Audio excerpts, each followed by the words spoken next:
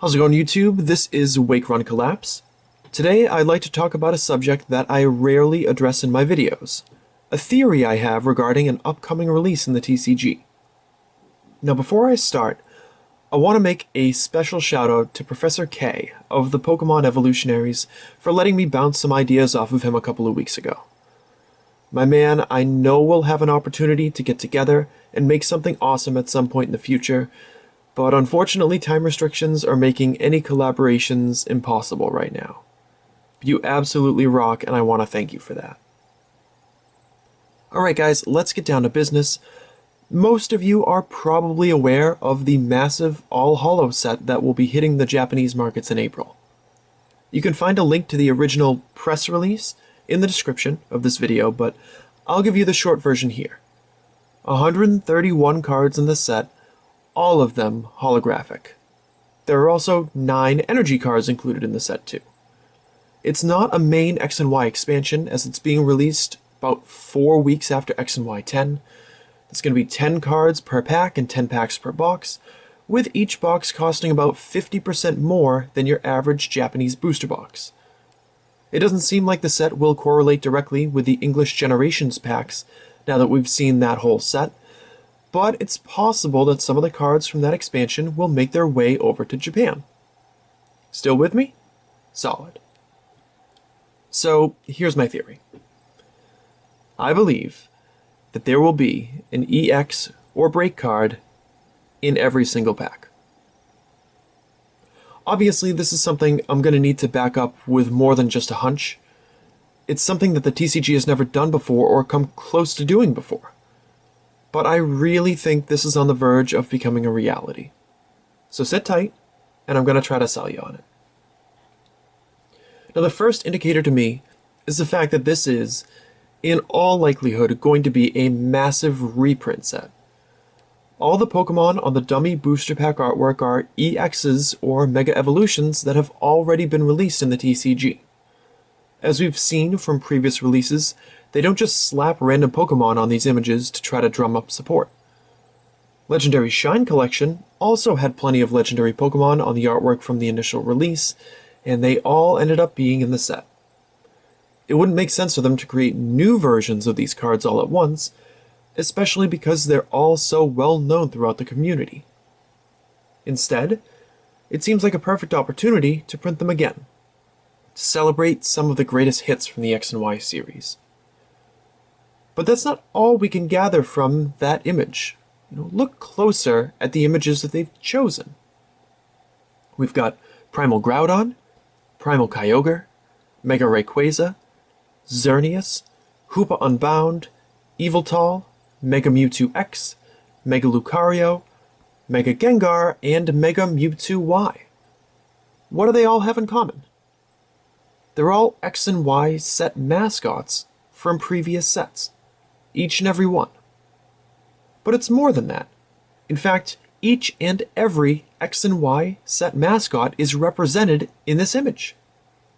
All of them, except for Mega Charizard. And let's face it, if they're going to reprint the full cast of this star-studded list, they aren't going to leave out Charizard. They just don't need to use him in the promotional material to sell people on the set. It's already got 131 holos in it, including 10 massively popular Pokemon. So let's take a step back and make a list of how many EX reprints we already have lining up for this set. You've got the 10 on the pack artwork, plus Mega Charizard X and Mega Charizard Y. That gives us 12 EXs already. But it's not going to stop there. They're not going to reprint evolutions in this set without including the Pokemon they evolve from. That would be extremely unfriendly to players. Imagine ripping open a premium champion pack in Japan, a pack that's 3 times as expensive as your average booster pack, and getting a brand new Mega Lucario EX. But you can't use it. And in fact, no matter how many premium champion packs you buy, you'll never get the Lucario EX you need to evolve and use the Mega in your deck. That would never happen. I mean, they've made stupid mistakes before, but this would be orders of magnitude worse than anything they've done in the past. So now, we've got to add additional EX reprints to the list.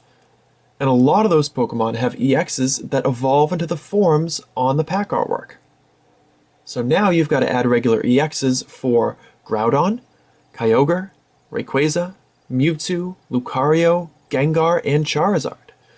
And if I had to guess, they'll probably add 2 regular Mewtwo EX cards and 2 regular Charizard EX cards to account for the different forms. So now how many EX cards are in this set? 21. And that number is only going to go higher. Remember, the promotional material for this set also informed us that there are break cards in the set. I know that this is still a new mechanic, but they've got to include at least 3 break cards to make the function of it and the inclusion of it worthwhile for this set. I mean, something on the order of Chestnut, Zoroark, and another one like Luxray or Golduck? That seems pretty reasonable. And now we're off to the races with 24 EX and break cards in the set, without even accounting for the possibility that they add more break cards or introduce a couple of brand new EX or break Pokemon to add a little spice to this reprint set. It's not like they haven't done that before. I'm looking at you, Chandelure, Excadrill from EX Battle Boost, which we'll get back to in a second. They could even use this opportunity to fold the first Gen Starter EXs from the Generations booster packs into the set. This would be a great way to introduce new artwork to Japanese collectors, while not straying too far from the progression of our current generation. Now, speaking of EX Battle Boost, our most recent reprint set that eventually became Legendary Treasures in English, the pull rates for those EXs were pretty darn good.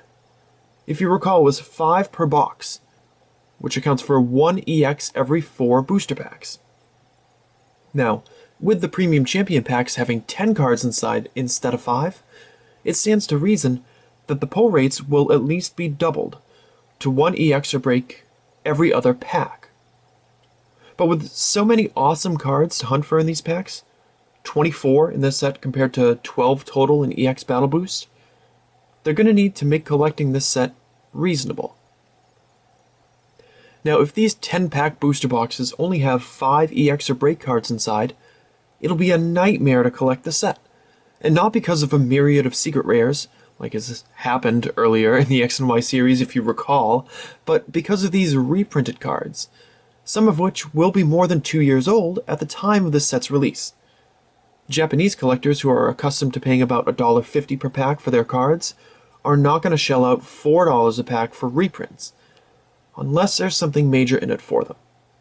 Imagine if your booster pack prices tripled. That would stink, wouldn't it? A full holo set won't be incentive enough on its own. They'll need extraordinary pull rates to back it up and make the full set a viable option for collectors. If you can get 10 out of 24 EXs and breaks in a booster box, that would be the exact same percentage of set completion that EX Battle Boost offered in its boxes. 5 out of 12, or nearly half the set. Far more reasonable. Now, I understand that there will be arguments to the contrary, and I encourage and welcome that in the comment section below. But I'm going to take on one of those arguments right now. The argument that they've never done this before. And you're right, they've never done this before. Except they kind of already have. I mean, Legendary Shine Collection had a non-EX full art in every pack, and people ate that set up. Don't believe me? Try checking out prices of booster boxes of that set on eBay, and while you're at it, look at what a box of EX Battle Boost goes for these days as well. They're both much higher than their original price, and higher than other sets released in that same time frame. They know this works because they've tested it in a previous expansion, and now it's time to do it on a much larger scale. I am often a cynic when it comes to the TCG. It helps keep my endless love for this hobby in check, and prevents hardcore disappointment when things don't go according to plan. But I really, really think this might happen. You are more than welcome to agree or disagree with myself or others in the comments, but please do it respectfully. No one's opinion is more valuable than anyone else's, including my own. Whether you voice your thoughts down below or not, I want to thank you for watching. And thank you again for putting up with my lousy upload schedule as of late. Hit the like button if you enjoyed the video, and if you're new to the channel and want to see what a full-blown Japanese TCG channel looks like, I hope you'll hit the subscribe button and stick around for a while. See you in the next video.